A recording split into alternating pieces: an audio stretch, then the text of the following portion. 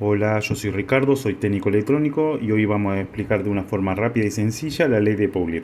La ley de Paulet dice que su resistencia aumenta proporcionalmente por su longitud y disminuye proporcionalmente por su sección. La fórmula sería: la resistencia es igual a ρ, el coeficiente de resistividad, que hay una tabla con sus valores de cada material, por su longitud, que se debe poner en metros cuadrados, sobre su sección, que se debe poner en milímetros cuadrados. La sección, la fórmula de la sección, para saber su sección del conductor, sección es igual a pi por radio al cuadrado.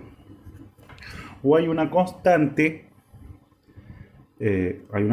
para facilitar los cálculos, que sería: la sección es igual a 0,785 por diámetro al cuadrado, igual es x a milímetros cuadrados.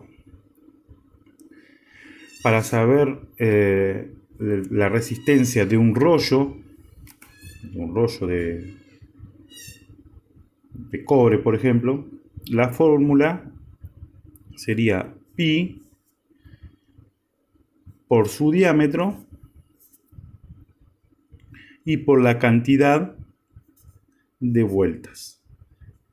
Y ahí le da un número en centímetros. Así de rápido y sencillo es la ley de Paulet. Si te sirvió la información, dale me gusta y suscríbete al canal. Muchas gracias.